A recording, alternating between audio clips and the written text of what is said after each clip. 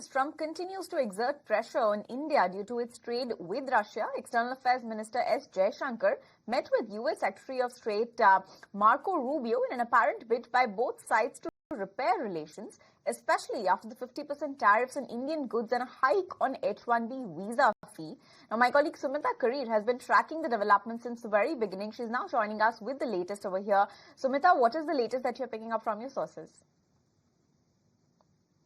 Absolutely. In fact, if you look at the commentary that's been made by the U.S. administration, which essentially suggests that India is a relationship that the United States has, and this relationship is of critical importance. And Marco Rubio has reiterated that if you go by a readout that's been issued by the U.S. State Department, and as part of the conversation between the two sides, between Marco Rubio and External Affairs Minister Dr. S. Jaishankar, the conversation covered a range of bilateral and issues of current concern. In fact, there were also talks on trade, energy, pharmaceuticals, and critical minerals. So these issues were discussed as well. And more importantly, India and the United States agreed on the importance of sustained engagement on progress on these key priority areas. So definitely, this is a positive signal that's coming in from the United States. Marco Rubio once again reiterating that this is a relationship that's important to the United States, that's of critical importance.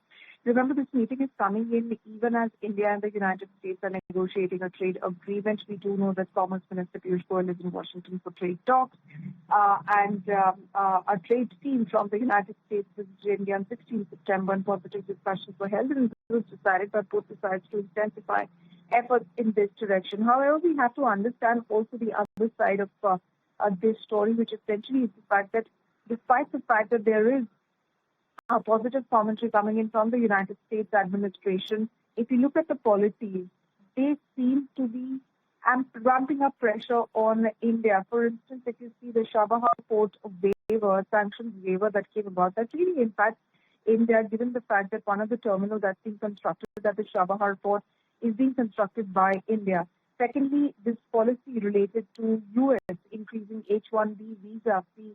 So this is also something that's detrimental to India's interest, particularly in the technology and IT sectors. And we do know that there is restriction over oil tariffs.